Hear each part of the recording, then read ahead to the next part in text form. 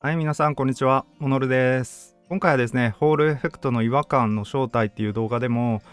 使ったですね、レスポンスカーブの測り方と、レスポンスカーブをリニアにするときにですね、どのように修正していったらいいのかっていうのを解説したいと思います。測り方っていうのはね、すごくシンプルで、だいたい想像つくかなと思うんですけど、一応ね、測り方っていうのを解説しておきます。で、現状ね、ソフトウェアだけで測る方法っていうのは存在しませんし、何らかのね、ハードウェアなしにはね、残念ながらレスポンスカーブを測るっていうことが難しいです。はい、それで今回はですね、今までの動画の中で紹介してきたブリッツ2のね、修正方法をもっとよくできないかっていうことで、さらに改善していくっていうのをね、目標に、レスポンスカーブを測っていきたいと思います。必要な道具っていうのは必ずしもね、これが絶対に必要っていうわけじゃないんですが、私のやり方では、この高木の F 型クランプですね。だいたい固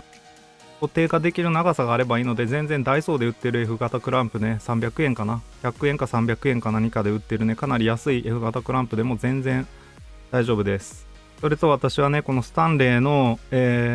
マルチアングルバイスっていうね、商品を使ってます。これかなり便利なんでおすすめなんですけど、他にもいろいろな用途に使えるのでいいんですが、さすがにここまでは必要ないかなと正直思います。コントローラーが固定さえできればいいので、こういうシンプルなクリップとかを使ってもいいかもしれないですね。じゃあちょっと早速セットアップの方やっていきます。私は高さ合わせのためにこういうね、アイコスのもうね、バッテリーがちょっと弱ったアイコスとドライバーが入ってたケースね、金属製のケースを使ってます。これをこういう風に置いてですね、はい、それでこの上にこのペイント用の小皿、金属製のペイント小皿を重ねておきます。それでこういうデジタルノギスですね。これ、中国製の安いね、多分これ4000円ぐらいかな。0.01 ミリ精度まで測れるデジタルノギスを使ってですね、このように乗せます。で、コントローラーのスティックの高さに合わせます。ちょっとね、これ今高めなんですけど、固定したらだいたいいい高さになるので、このまま、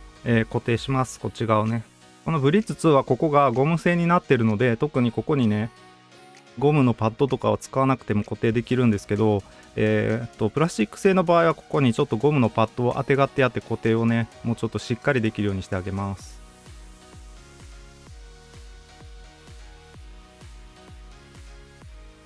ちょっとね、これでも高さがちょっと高すぎるので、1個だけこの小皿を取り除いて高さ調整します。まだね、ちょっと高さが高すぎるので、もう1個小皿を外します。それで、この F 型クランプとこのノギスね、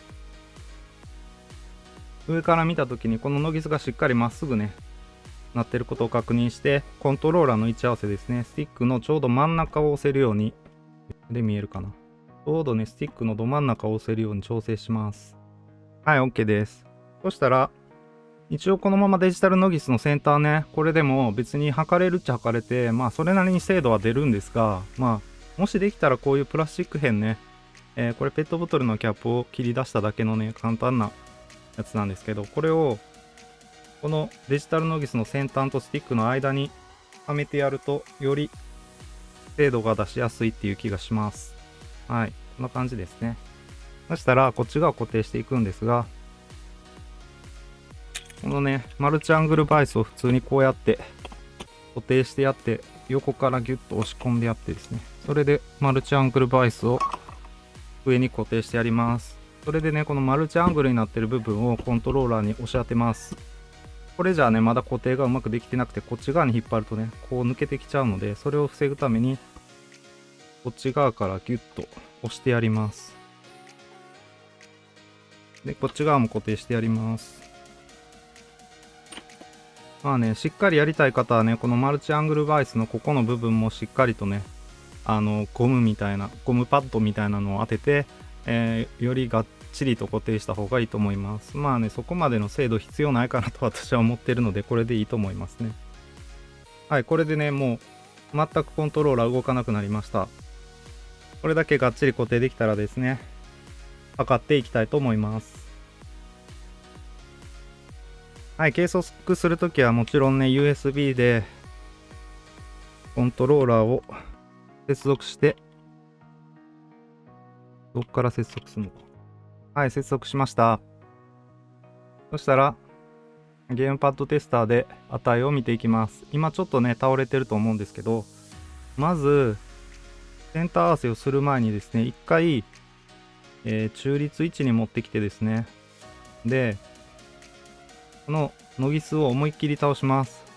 これでちゃんとまっすぐね、押せてるかどうかを確認してください。これね、斜めにね、入ってたらちょっと感度が低く見えちゃうので、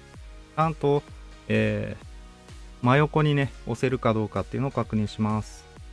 はい、それでね、ちょっとだけ左からスティックを押してあげて、中立位置を探します。これで中立になってると思うんで、いいんですが、まずね、ちょっとビッグビッグ1のブリッツ2の場合は、設定を確認して変更したいと思います。ビッグビッグ1アシスタントに来たら、これね、デバッグからステップ精度一番細かく32っていう風にしておきます。ポーリングレートはね、何でもいいんで、これだけですね。まあ、できたらですけど、よいしょ。右スティックの方でね、まあ、できたらですね、区形アルゴリズムの方はオンとオフ両方測った方が理想的なんですが、私は基本的にオフで、測ってます。はい、そしたらね、計測する前にこんな Excel のファイルを用意しておきます。計測するね、数値をこんな風にね、0.0、0.1、0.2 みたいな感じで書いておきます。おすすめなのは0と、0.25 と 0.5、0.75 っていう風に0.25刻みで1ミリまでやって、そこからはね、0.5 ミリ刻みで、7ミリぐらいまで変えておくのがおすすめですね。一応リニアが 6.3 ミリまでなので、6.3 ミリだけは特別に変えといてね、やります。で、リニアの方、最初は0で、最後のね、6.3 ミリが1にして、ここはね、こういう数式を入れて、バーってね、コピーしてやれば、リニアな感度がね、出てくるので、これで一旦 OK です。そしたらね、これでグラフもちょっと先に作っておいちゃいます。グラフは普通に散布図で、こういう散布図がいいかな。まあ、こっちの方がいいですかね。こういう感じで、散布図を開いておけば、作っておけばね、データ入力しながら結果が見れるのでいいかなと思います。はい。とりあえずね、デフォルトの感度カーブの方を測っていきたいと思います。それでですね、デフォルトの感度測るんですが、ちょっとまずね、この、中立のゼロ合わせをね、やらなきゃいけないんですが、これがもしかしたらこのね、レスポンスカーブを測る上で一番難しいかもしれないです。これをね、しっかり合わせてあげないと、特に、ちょっとしか倒してないところっていうのの誤差が出てしまうので、なるべくね、この中立01合わせっていうのはしっかり丁寧にやるようにします。こうやって手を離した状態で 0.00002 になるところで、0合わせをしたいのですが、はい、これでね、縦の方も合ってるので、だいたいこれでほぼほぼ中立1に来たと思うので、0リセットしておきます。そして、最初の10ミリから測ります。ちょっと行き過ぎたのでやり直します。01は良さそうだな。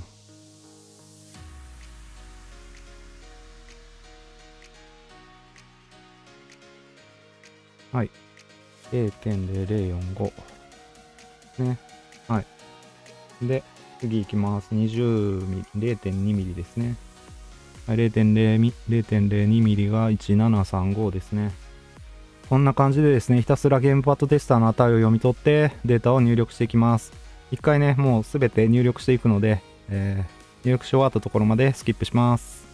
はい、すべての、入力値の計測を終えました。それでね、ちょっと困ったことにというかね、なぜかね、アウターデッドゾーンが今まで私が計測してきたブリッツ2のデータだとね、6.3 ミリで1になってたんですけど、なんかね、ごちゃごちゃやってるうちに、アウターデッドゾーンの値が変わったのか、全くね、設定はいじってないんですけど、6.9 ミリで1になっちゃってね、すごいね、こんな低感度のカーブになっちゃいました。なんでなんかなってちょっとね、リセットとか、ファームウェアのアップデートとかもやり直したりしてみたんですけど、これが治らなくなったので、これどうしようかなって思うんですけど、多分ね、この古いバージョンだと 6.3 っていうね、ところになってて、新しいファームウェアにアップデートした影響で、なんかね、6.9 に変わったとか、なんかそういうのがあるのかもしれないですけど、確かにね、前測った時はね、同じようなカーブなんだけど、アウターデッドゾーンだけちょっと違ったっていうね、ところで、これ困ったなって感じなんですけど、ちょうどいい題材なので、これを機にね、アウターデッドゾーンの調整だけやっておきたいと思います。アウターデッドゾーンの調整はシンプルで、6.3 を目標にするんであればですけど、何%引けば 6.3 になるかっていうのを計算すればいいだけなんで、普通に電卓アプリでですね、よいしょ、6.3 割る 6.9 やります。はい、ただ 91.3 なんで、だいたい 8.7 ぐらいですか。なので、9% アウターデッドゾーン入れてあげればいいですかね。っていう感じで簡単に求めることができるので、はい。ビッグオンアシスタントの方でね、新しいプロファイルでも作るかな。はい。新しいプロファイル作って、スティックの方ね、左スティックの方で、これを0にして、で、エッジの方のデッドゾーンをさっき計算した値ですね。8かな。8.7 だから9でいいかな。9っていう風にします。あとは全部デフォルトですね。左スティックはこれ入れとこうかな。はい。右スティックも同じように、4、5、6、7、8、9と入れておきます。あとはいじってないですね。はい。これでセーブして、はい。これで、アウター DZ っていうのをね、有効にして、これでちょっとね、アウターデッドゾーンの方を変更したので、ちょっとね、アウターデッドゾーン、ゲームの絵の入力値が1になるところがちゃんとね、なってるかっていうのを確認します。はい、アウターデッドゾーンがちゃんとね、設定されたかを確認するのは簡単でね、ゼロ合わせをして、よいしょ。これがね、いちいちめんどくさいんですけど、結構な頻度でゼロ合わせはやった方がいいと思いますね。どうしてもね、このデジタルノギスの性能が悪いせいか、割と誤差が出るのでね、よいしょ。その辺ね、本当にちゃんと精密にやりたかったら、アナログのマイクロメーターですね。アナログのマイクロメーターとか使ってね、やるのが一番いいと思います。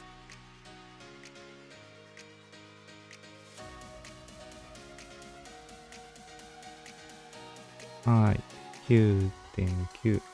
ね。ちょっと強すぎるかな。6.23 ミリで1になっちゃったので、ちょっとアウターデッドゾーン強すぎるので1下げてみます。はい。スティック、アウターデッド、スティックのエッジのデッドゾーン8に変えますね。左スティックも同じように8に変えてセーブします。はい。反映されたので、一回閉じて、もう一回チェックします。はい。よいしょ、よいしょ。どうでしょうか。いいですね。ほぼほぼ 6.3 で、6.3 ミリで1になったので、これでね、アウターデッドゾーンの方は OK ですね。そしたらもう一回ね、この値で、測り直します。デフォルトの次に、アウターデッドゾーンを、はい、こんな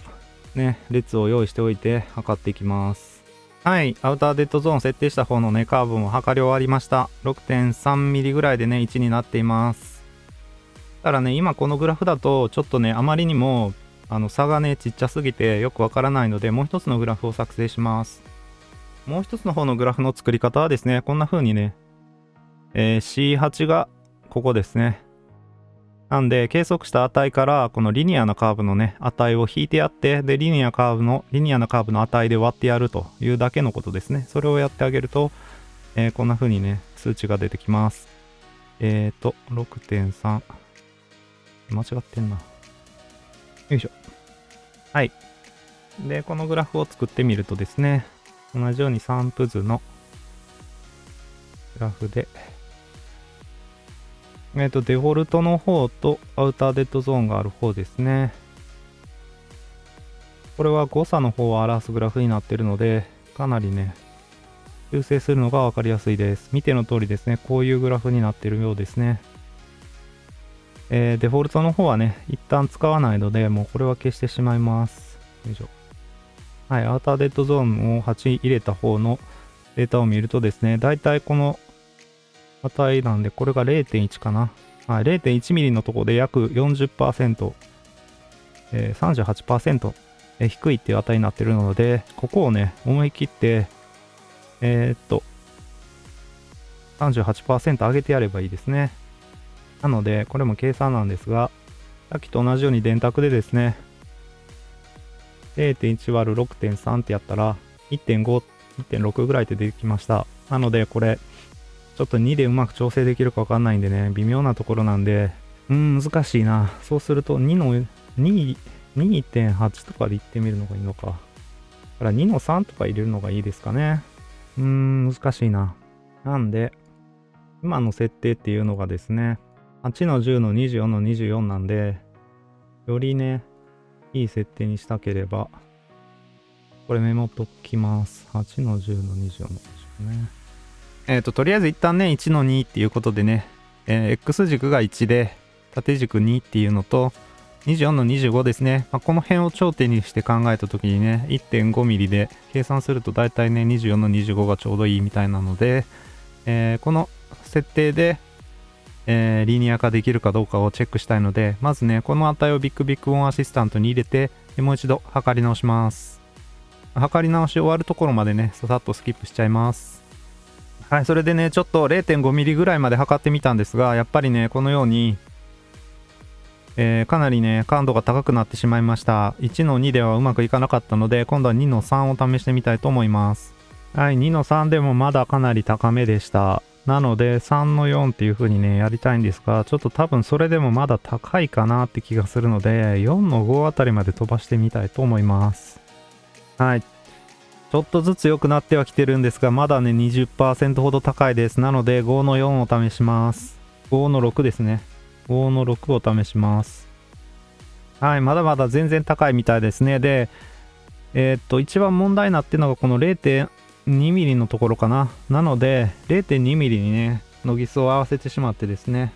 はい。で、この5と6っていうところをね、1ずつ両方増やしながら、どんどんね、この 0.2 ミリの値が合うところまで測って、設定変えて測ってっていうのを繰り返していきます。はい、そしたらですね、6の7、すぐにね、結構 0.2 ミリのところが感度が下がったので、まあこれでいいでしょうということで、一旦これでね、周辺の1ミリぐらいまでは計測してみたいと思います。はい、すべてね、ちょっとね、意外とうまくいってたので、全部計測しちゃいました。ちょっとね、やっぱり、この辺 0.4 ミリあたりがちょっと高すぎる感じがしますね。ただね、もう 0.1 ミリ、2ミリあたりがもうほとんどね、結構これ以上やると下がりすぎるので、どうしようかなって感じなんですが、7、8ぐらいは試してみてもいいかもしれないですね。あとはこの辺がちょっと低いかなっていう感じで。こっちの方はちょっと高すぎるので、24の25じゃなくて24の24でいいですね、やっぱり。なんで、次の修正はですね、24の24にしてつつ、7の8。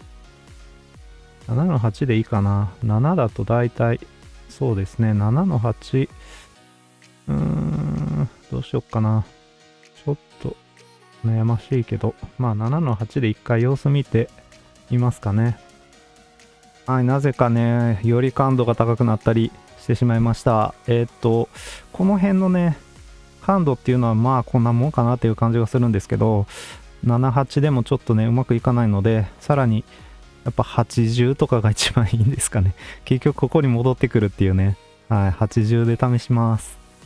はい、計測しました。8の10の24の24なんですけど、ややね、1.5 あたりが低くて、ちょっとこの辺高いかなって気がするので、8の9にした方がいいかもしれないので、それも試してみます。8の9。で、24の25がいいですかね、やっぱり。1.5 なんで、だいたいこれって24らへんなんでね、25にします。8の9の24の25で試してみますね。で今回は 1.5 のところをね、見たいので、1.5 だけ調べてうまくいってるか確認します。0.23052 だったんですが、あんまり変わってないですね。じゃあ26まで上げてみましょう。239、9かな ?23919。0.23919。いいね。はい、1.5 がかなりね、1.5 ミリ調べたらかなりいいところまで上げることができたので、一旦これでじゃあちょっと下げていこうかな。0.1 から 1.5 ミリあたりまでを調べます。はい、ちょっとね、低感度のところ、8の9ね、この 0.1 ミリ付近を調べてみたんですが、全然ダメだったので、やっぱ8の10の24の25が一番ベストっぽいですね。なので、8の10、24の25で全て計測してね、終わりたいと思います。はい、計測終わりました。まあ、これだけのね、5% 以内に収まっていればですね、まあまあ、よくリニア化できたと言えるんじゃないでしょうか。ちょっとね、ガタガタしてますけど、特にこの 0.1 ミリ、2ミリ、3ミリってね、これ細かすぎるので、01合わせの誤差がね、結構出ちゃうんですよね。なので、この辺はね、もうちょっと荒く 0.25、0.5、0.751ぐらいの、値を測定するのに留めておいた方がいいかもしれないです。かなりね、精度を求められるところなので、私のこのセットアップではね、ちょっとここの精度をね、出すのは難しいですね。ただね、まあ、1ミリ以上とかね、は、それなりに精度がちゃんと出てると思うので、このあたりのね、部分については問題ないかなと思います。まあ、大体ね、傾向として、じゃあ8の9、8の10、8の11とかね、やっていった時にね、大体こう、ちゃんと計測したら、これよりも下の値が出る、これのよりも上の値が出るみたいなのを確認してね、出したりしているので、まあ、その辺はね、大丈夫かなとは思います。はい。もっとね、こういうやり方で計測したらいいよみたいなところとかも、もしね、ご存知だったらね、教えてほしいところですね。まあ、とりあえずね、見ていただいたら分かる通りね、めちゃくちゃ大変です。はい。レスポンスカーブ測るだけだったらね、割となんとかなるんですが、リニア化する値をね、これを求めるのがめちゃくちゃ大変なんですよね。まあ、なんでね、もし興味がある方はですね、ご自分のコントローラーについて、こういう作業をやってね、リニア化やってみてください。まあね、どんなご家庭にもね、デジタルノギス、マルチアングルバイス、F 型クランプはね、あると思いますので、はい。ぜひぜひお試しください。というわけで、ここまでね、できたらね、設定がやっと出せたので、まあ結局ね、結果的には以前出してた値とほとんど同じで24の24が24の25になっただけっていうことなんですが、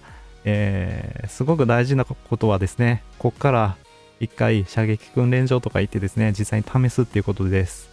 実際ね、この誤差とかいろいろあるかもしれないと言った通りですね、これが本当に正しいのか今のところ何も担保されてないので、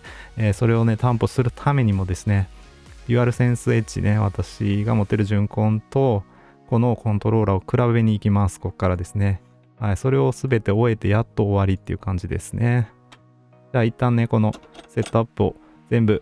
片付けて、射撃訓練場に行きたいと思います。はい、そしたらね、射撃訓練場に来ました。まずデュアルセンスエッジから打ってですね、ちょっと体を慣らしていきたいと思います。まずですね、私は基本的に43リニアデッドゾーンなしで、スコープ設定とかはね、ほとんど変えずに、まあ2倍、1倍はね、そのままで、詳細なスコープ設定とかもいじってないです。私はここの角を使ってるんですが、で、こういうね、的を打つと、すごく、素のね、スティックの感度が影響するようになるので、それでね、テストします。で、このスティックちょっと上にドリフトしてるんですけど、最近ね、ちょっと新しいスティックを変えました。はい、このね、新品のスティックモジュールつけてやってます。で、新品のスティックモジュールだと、ドリフトがないので、正確にね、感覚を覚えることができます。ドリフトもこう、経年劣化でね、この遊びが変わってたりもしないので、これでやってます。結構大きくこの感覚っていうのがね、ドリフトで変わってきますので、はい。まあね、だいたいまあ、このぐらいの距離で全弾当てるぐらいにね、感覚を覚えたら、検証対象のコントローラーに移りたいと思います。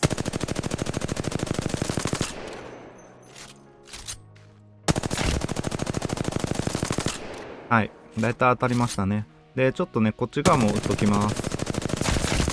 ある程度移動するね、ある程度スティックを倒すところもテストしたいので、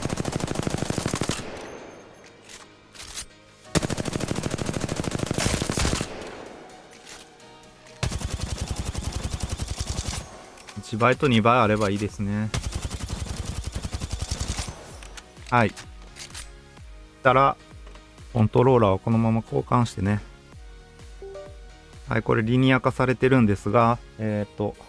こでステップ精度とポーリングレートの設定を合わせられるものに関しては合わせておきます。そしたらこのコントローラーで打っていきます。まずは軽く。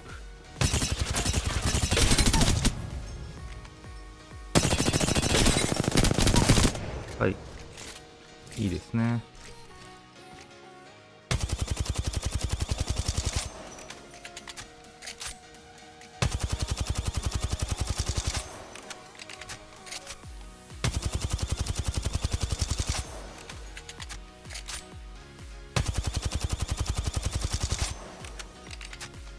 はい、こうやってね、打ってみて、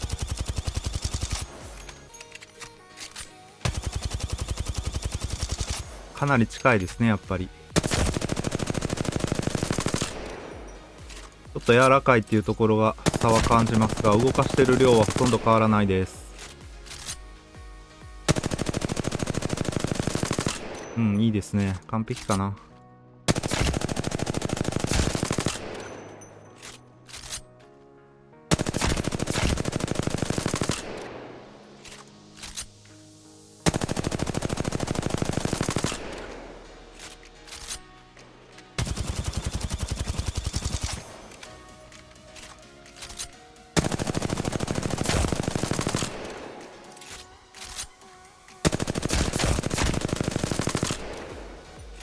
うん、いいですね。はい。こんな感じでテストをして、完了になります。はい、ここまでね、レスポンスカーブの測り方とリニア化のやり方についてね、解説してきました。まあ、めちゃくちゃ泥臭いやり方をやってるっていうのがね、分かっていただけたかなと思います。残念ながら現状ね、ソフトウェア単体で、こうやって PC に接続してレスポンスカーブを測る方法っていうのは存在しません。またね、私のやってるレスポンスカーブの測り方の精度っていうのはかなり問題があると私も思っています。1ミリ以上のところっていうのは、ある程度ね、精度が出てると思うのですが、それ未満のところはね、かなり、中率1のね、0合わせでね、すごく変わってしまうんですね。なので、そこをいかにしてもっとね、精度を良くするかとか、再現性を上げていくかっていうのが現状の課題になってます。まあ、それをね、埋め合わせするために私はね、何度もね、測り直しを連続で何回も何回もやって、確かなデータっていうのを出せるようには努力しているんですが、なかなかね、もうそこはね、今の現状ではそういうふうに繰り返しやるしか、精度を出す方法っていうのがね、ありません。これをね、うまく精度を出せる方法が分かったらね、ぜひ教えてほしいです。私も一生懸命考えて、これからもね、改善できるようにしていきたいなとは思うんですが、まあね、現状は、もう時間をかけて一生懸命測るしかないですっていうのが答えになっちゃうんですよね。まあその辺はね、今後の課題かなっていうところで、終わりにしたいと思います。まあ、ぜひね、皆さんも同じような感じでレスポンスカーブ測ってみてね、こんなデータが取れたよとか共有していただいたりとか、まあ、例えばね、このコメント欄に、このコントローラーのレスポンスカーブはこんなんで、リニア化するにはこういう設定が有効だったよみたいな話を共有していっていただいたら嬉しいです。以上、モノルでした。また次回の動画でお会いしましょう。バイバイ。